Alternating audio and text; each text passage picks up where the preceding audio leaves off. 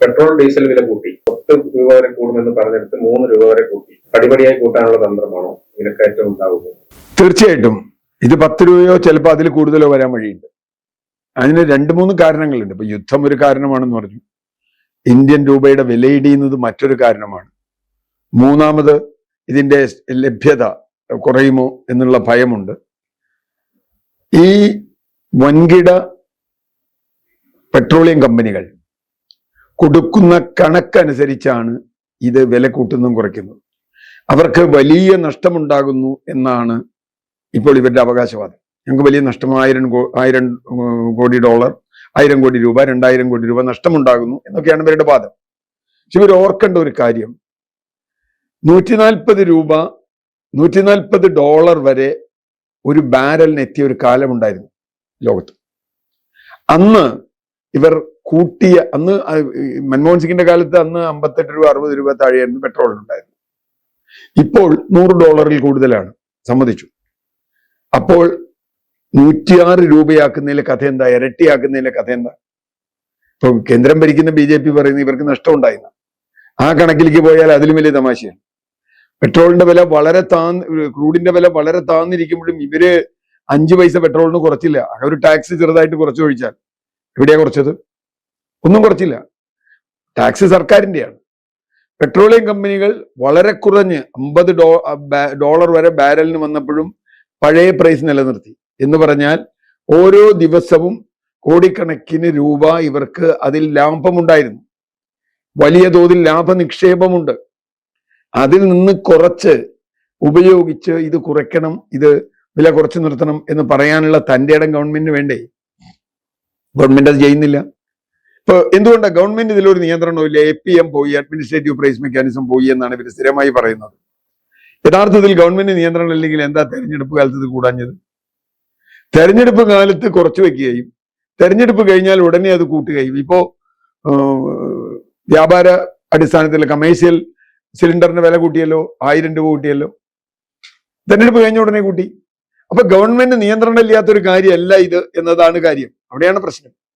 Government നിയന്ത്രണമുള്ള കാര്യമാണ്. അല്ലെങ്കിൽ നേരത്തെ കൂട്ടിയനെ, വില കൂടുന്നതിനനുസരിച്ച് ഓരോ ആഴ്ചയും കൂട്ടി പോവാലോ, കൂട്ടിയില്ലല്ലോ.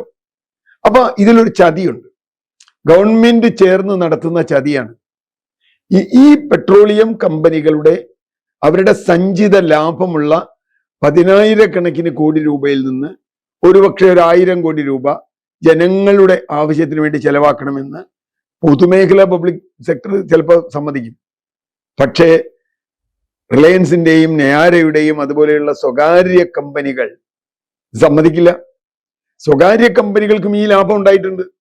ആ ലാഭത്തിൽ നിന്ന് ഒരല്പം കുറവ് വരുത്താൻ അവർ തയ്യാറല്ല. അവരെ നിയന്ത്രിക്കാൻ അധികാരമുള്ള ഗവൺമെന്റും തയ്യാറല്ല. അതാണ് പ്രശ്നം. ഇപ്പോൾ നമുക്ക് അഡ്മിനിസ്ട്രേറ്റീവ് പ്രൈസ് മെക്കാനിസം ഇതിന്റെ മുമ്പുള്ള കാര്യമൊക്കെ നമുക്ക് സംസാരിക്കാം. പക്ഷെ ഗവൺമെന്റ് ഇപ്പോഴും നിയന്ത്രണമുണ്ട് എന്ന് തന്നെയാണ് ഞാൻ പറയുന്നത്. കാരണം ജനങ്ങളുടെ ജീവിതത്തെ വലിയ തോതിൽ ബാധിക്കാൻ പോകുന്ന ഒന്നാണിത്. ഇപ്പൊ 10 രൂപ ഡീസലിന് കൂട്ടിയാൽ നമ്മൾ കണ്ണിൽ കാണാവുന്ന മുഴുവൻ ഉൽപ്പന്നങ്ങൾക്കും വില കൂടില്ലേ? പ്രത്യേകിച്ചും കേരളത്തിൽ എല്ലാ സാധനവും പുറത്തുനിന്ന് വരേണ്ടതാണ്, ലോറിയിൽ വരേണ്ടതാണ്. ഡീസലിന്റെ വില കൂടിയാൽ ട്രാൻസ്പോർട്ടേഷൻ ചാർജ് കൂടും. ട്രാൻസ്പോർട്ടേഷൻ ചാർജ് കൂടിയാൽ നമ്മുടെ എല്ലാ വസ്തുക്കളുടെയും, പച്ചക്കറിയും അരിയും മറ്റ് ഉപയോഗ സാധനങ്ങളും സ്റ്റേഷനറിയും എല്ലാം വില കൂടുന്നറിയാൻ വലിയ ബുദ്ധിയൊന്നും ആവശ്യമില്ല. ഇപ്പൊ 100 രൂപയിൽ കൂടുതൽ അതിന് അപ്പുറത്ത് പെട്രോളിന്റെ വിലയോ ഡീസലിന്റെ വിലയോ വരുമ്പോൾ അതിന്റെ ഭാരം താങ്ങേണ്ടി വരുന്ന ജനങ്ങൾ, അല്ലെങ്കിൽ തന്നെ രൂപയുടെ മൂല്യം ഇടിയുകയും വലിയ തോതിലുള്ള ഇൻഫ്ലേഷൻ ഇന്ത്യയിൽ ഉണ്ടായിക്കൊണ്ടിരിക്കുകയാണ്. ഇൻഫ്ലേഷൻ രൂപയുടെ മൂല്യം ഇടിയുന്നത് ആരുടെ കുഴപ്പമാണ്? നമുക്ക് വേണമെങ്കിൽ യുദ്ധം പറയാം, ആഗോള സാഹചര്യം പറയാം, അതൊക്കെ പറയാം. പക്ഷേ ഭരിക്കുന്ന സർക്കാരുകളുടെ പിടിപ്പുകേടാണ് എന്ന് ജനങ്ങൾക്ക് പെട്ടെന്ന് മനസ്സിലാവും. അത് മാത്രമല്ല, ഇങ്ങനെ നിരക്ക് കൂട്ടി ജനങ്ങളെ ദ്രോഹിച്ച് കോർപ്പറേറ്റ് കമ്പനികൾക്ക് ലാഭം ഉണ്ടാക്കി കൊടുക്കുന്ന നയം, ഇത് BJP സർക്കാരിനെ സംബന്ധിച്ചിടത്തോളം, കേന്ദ്ര സർക്കാരിനെ സംബന്ധിച്ചിടത്തോളം ഒരു പുതിയ നയമൊന്നുമല്ല. അത് എല്ലാ കാലത്തും തുടരുന്നതാണ്. ഇവിടെ ജനങ്ങൾ പൊറുതിമുട്ടിയിരിക്കുകയാണ് വില വർധന കൊണ്ട്. അതിനെന്തെങ്കിലും തരത്തിലുള്ള പരിഹാരം കാണാനല്ല സർക്കാർ ശ്രമിക്കുന്നത്, മറിച്ച് ഇത് കൂട്ടാനാണ്, വില കൂട്ടാനാണ്. അങ്ങനെ വില കൂട്ടുമ്പോൾ അതിനെതിരായി ശക്തമായ ജനകീയ പ്രതിരോധം വരണം. കാരണം സർക്കാരുകൾ ജനങ്ങളെ കൊള്ളയടിക്കുന്നതിന് അരുനിൽക്കുന്ന, അതിന് ചേർന്ന് നിൽക്കുന്ന ഭരണകൂടങ്ങളായി മാറുമ്പോൾ അത് ജനങ്ങളുടെ ഭാഗത്തു നിന്ന് ഉണ്ടാവുള്ളൂ. രാഷ്ട്രീയ കക്ഷികൾ ഇതിനോട് എങ്ങനെ പ്രതികരിക്കും നമുക്ക് ആലോചിക്കാം. രാഷ്ട്രീയ കക്ഷികളെ സംബന്ധിച്ചിടത്തോളം പ്രതിപക്ഷം ചിലപ്പോൾ എതിർപ്പ് പറഞ്ഞേക്കാം. പക്ഷെ അതുകൊണ്ട് കാര്യമില്ലല്ലോ. പ്രതിപക്ഷം എതിർത്തു എന്നതുകൊണ്ട് കാര്യമില്ല. ഇത് മാറ്റം വരണം. അതുകൊണ്ട് ഏത് തരത്തിലുള്ള മെക്കാനിസം കൊണ്ടാണെങ്കിലും ജനങ്ങളുടെ മേലുള്ള ഈ ഭാരം കുറയ്ക്കാൻ സർക്കാർ തയ്യാറാവണം. അല്ലെങ്കിൽ ഇതിനിങ്ങനെ ക്രൂഡ് വില കൂടിക്കൊണ്ടിരുന്നാൽ, അതിനനുസരിച്ച് നമ്മുടെ പെട്രോൾ വില കൂടിയാൽ, ഡീസൽ വില കൂടിയാൽ എന്തായിരിക്കും രാജ്യത്ത് സംഭവിക്കാൻ പോണത്? ഇപ്പൊ 3 രൂപ കൂട്ടിയത് ഉറപ്പായും ഒരു ടെസ്റ്റ് ഡോസാണ്. വലിയ എതിർപ്പുണ്ടായില്ലെങ്കിൽ അടുത്തൊരു 7 രൂപ കൂടി കൂട്ടും എന്ന് പറഞ്ഞാൽ 10 രൂപ പെട്രോളിൽ വന്നാലുള്ള ഇമ്പാക്ട് എന്താണെന്ന് അറിയാത്തവരൊന്നുമല്ലല്ലോ ഈ ഭരിക്കുന്ന ആളുകൾ.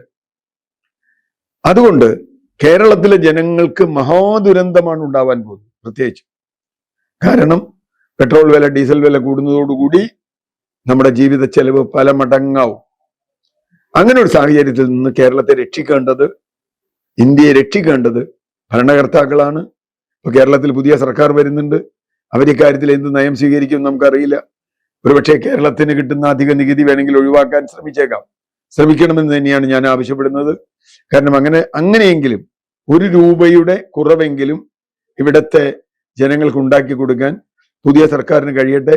ഏതായാലും 10 രൂപ കൂട്ടിയാൽ അത് വലിയ കൊലച്ചതിയാവും എന്ന് തന്നെയാണ് പറയാനുള്ളത്.